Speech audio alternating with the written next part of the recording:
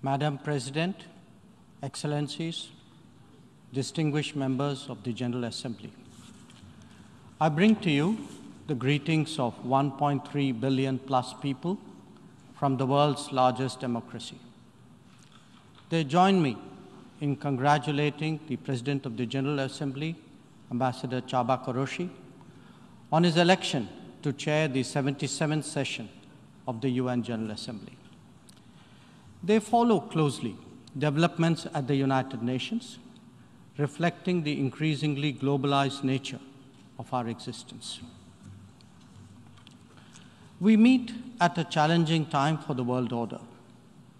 This session's theme, a watershed moment, transformative solutions to interlocking challenges, seeks to capture its seriousness.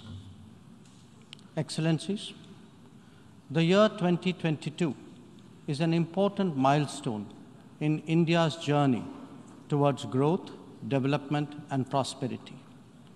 India is celebrating 75 years of its independence, what we call Azadi Ka Amrit Mahotsav. The story of that period has been one of toil, of determination, innovation, and enterprise of millions of ordinary Indians. They are rejuvenating a society pillaged by centuries of foreign attacks and colonialism.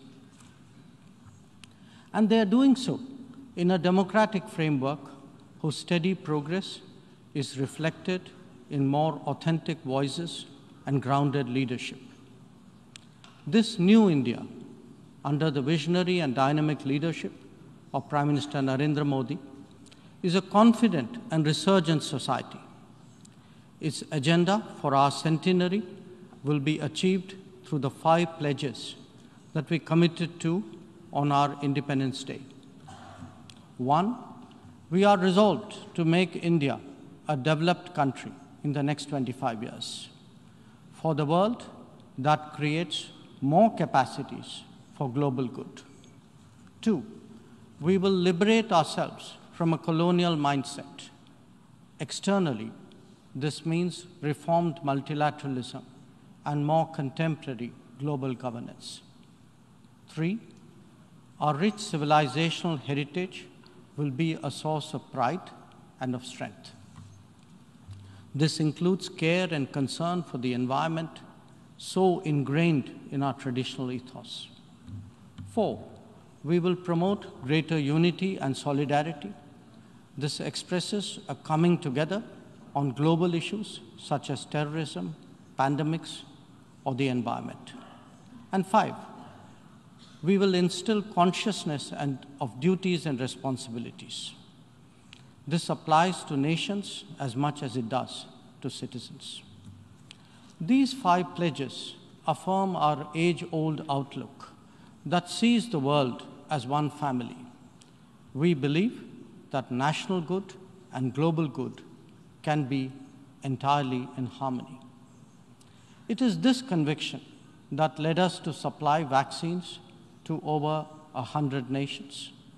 Similarly, our evacuation operations in HADR situations always had room for other nationals in distress. Even as we meet our own development targets, India offers partnerships to our brothers and sisters in Asia, in Africa, and Latin America. And we do so based on their needs and their priorities. Today, the focus is on green growth, better connectivity, digital delivery, and accessible health. Our solidarity is not just in words. You can see them in 700 projects across the world. Madam President, even while India contributes to global betterment, we recognize the sharp deterioration in the international landscape. The world is already struggling with challenges of post-pandemic economic recovery. The debt situation of the developing is precarious. To this is now added the rising costs and the shrinking availability of fuel, of food, and of fertilizers.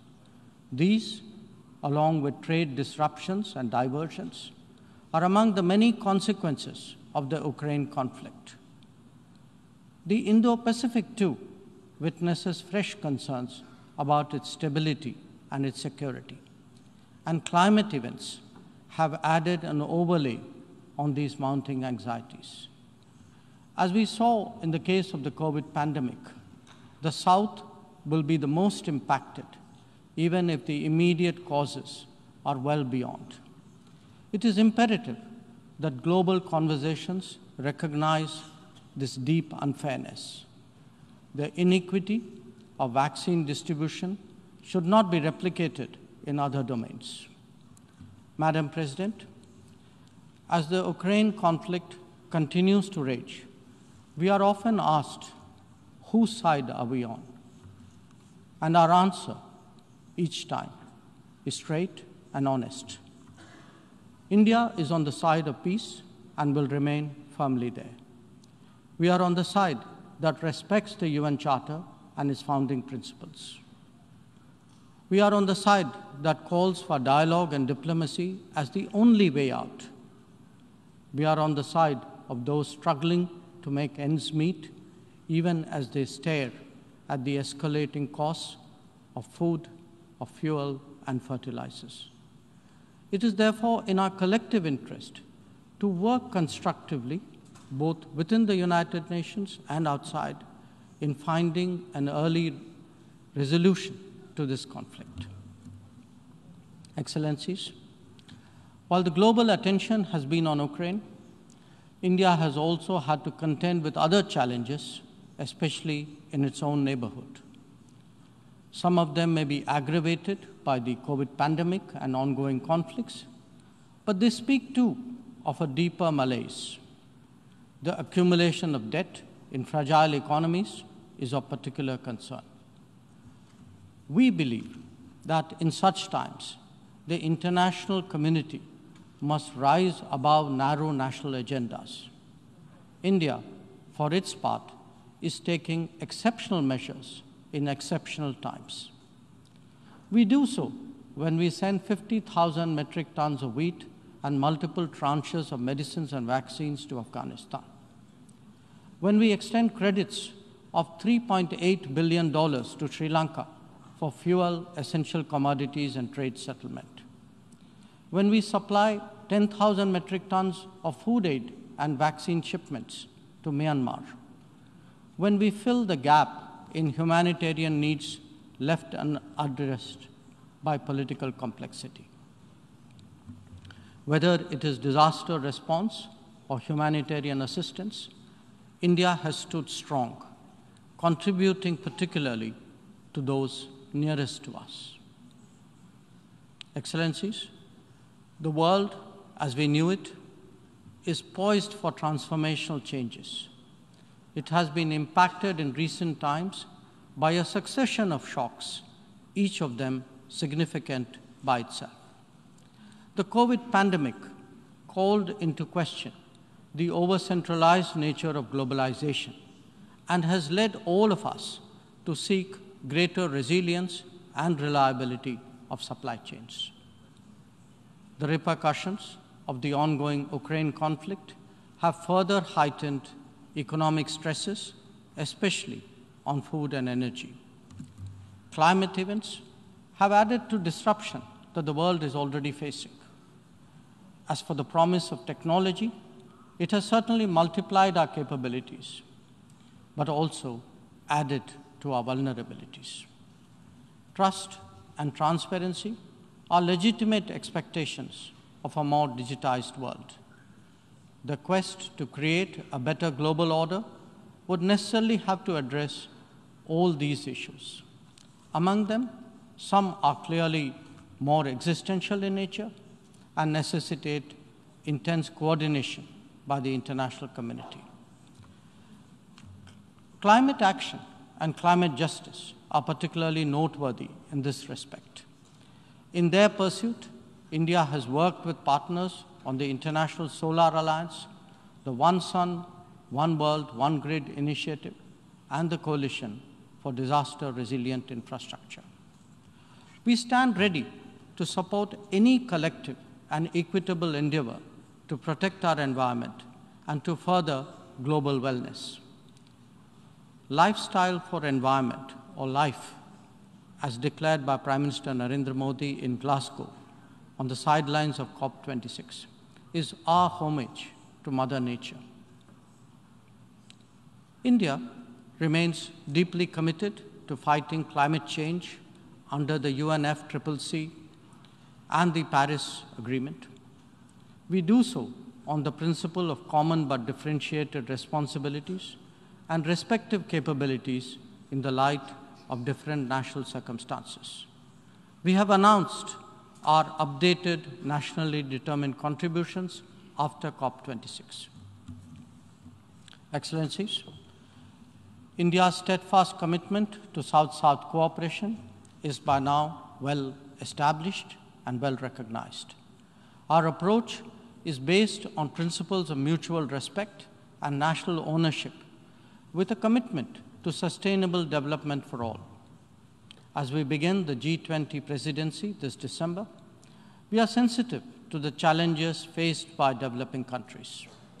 India will work with other G20 members to address serious issues of debt, of economic growth, food and energy security, and particularly of environment.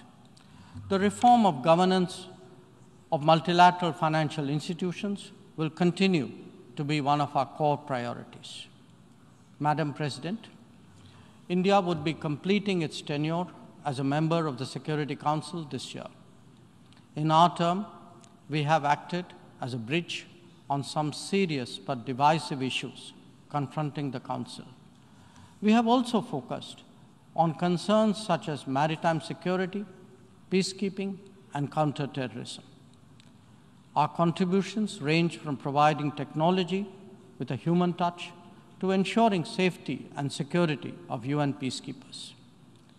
As the chair of the Counterterrorism Committee this year, India would be hosting its special meeting in Mumbai and New Delhi. I invite all member states to participate in it. We need to create a global architecture that responds to the new tech tools deployed against open, diverse, and pluralistic societies.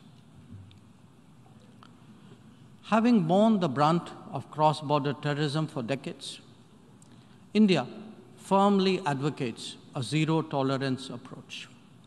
In our view, there is no justification for any act of terrorism regardless of motivation, and no rhetoric, however sanctimonious, can ever cover up bloodstains. The United Nations responds to terrorism by sanctioning its perpetrators. Those who politicize the UNSC 1267 sanctions regime, sometimes even to the extent of defending proclaimed terrorists, they do so at their own peril. Believe me, they advance neither their own interests nor indeed their reputation. India has always espoused a cooperative, inclusive, and consultative approach to international relations. We believe that multipolarity, rebalancing, fair globalization, and reformed multilateralism cannot be kept in abeyance. The call for reformed multilateralism, with reforms of the Security Council at its core, enjoys considerable support among UN members. It does so because of the widespread recognition that the current architecture is anachronistic and ineffective. It is also perceived as deeply unfair, denying entire continents and regions a voice in a forum that deliberates their future. India is prepared to take up greater responsibilities, but it seeks, at the same time, to ensure that the injustice faced by the Global South is decisively addressed. Our call is to allow serious negotiations on such a critical matter to proceed sincerely. They must not be blocked by procedural tactics. Naysayers cannot hold the IGN process hostage in perpetuity. In these turbulent times, it is essential that the world listens to more voices of reason and experiences more acts of goodwill. India is willing and able on both counts. We believe and advocate that this is not an era of war or of conflict. On the contrary, it is a time for development and for cooperation. Madam President, in the past, this august assembly has served as a meeting point of views and as a catalyst for action.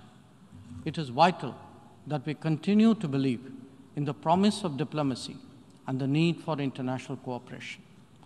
Therefore, Madam President, let us strive to return to the course of seeking peace, progress, and prosperity. I thank you.